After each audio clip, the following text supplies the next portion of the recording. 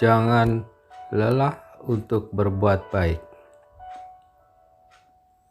Mana Sorgawi, Senin 23 Maret tahun 2020. Adapun firman Tuhan terambil dari Galatia 6 ayat 9 sampai dengan 10. Kata-kata bijak yang terdapat pada grup WhatsApp pagi ini menarik perhatian saya. Memang itu adalah sesuatu yang kita sudah ketahui bersama, suatu fakta. Namun kali ini fakta itu memberikan pencerahan yang berbeda.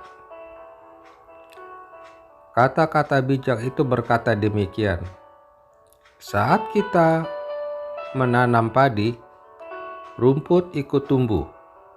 Tapi saat kita menanam rumput, tidak pernah tumbuh padi.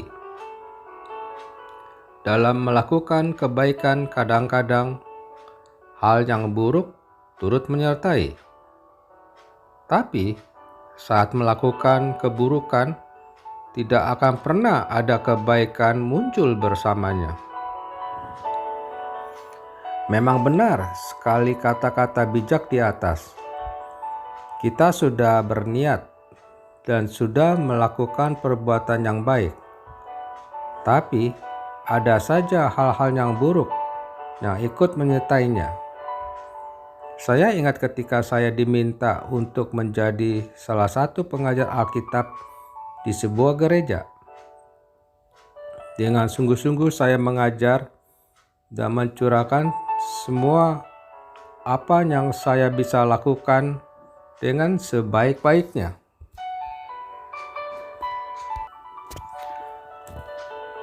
Semua murid-murid saya senang dan sangat menyukai kebersamaan kami, sehingga ketika kelas berakhir, mereka mendesak untuk membuat satu acara makan bersama sebagai tanda terima kasih mereka.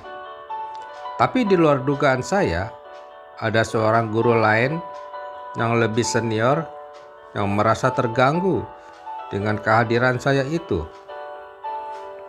Mungkin ia merasa tersaingi dengan keberadaan saya di sana sebagai salah seorang guru. Ia pernah mengatakan suatu perkataan yang bernada sinis kepada saya. Saya kaget, kok seorang hamba Tuhan bisa berkata seperti itu ya? Bukankah seharusnya dia senang memiliki tambahan seorang teman guru? Kejadian lain yang lebih menyakitkan juga pernah saya alami. Seorang senior saya yang sudah cukup umur meminta saya untuk membuka kelas pengajar Alkitab di gerejanya. Saya sanggupi dengan mengorbankan waktu, minggu siang saja. Setelah khotbah di gereja lain, saya buru-buru pergi ke gerejanya dan mengajar. Jemaat gereja itu sangat bersuka cita dan kelas yang saya adakan semakin banyak pengikutnya. Sekalipun badan terasa capek dan ngantuk, tapi semuanya saya jalani dengan penuh sukacita karena melihat jemaat yang bersemangat untuk belajar Alkitab. Tiba-tiba terjadi perubahan.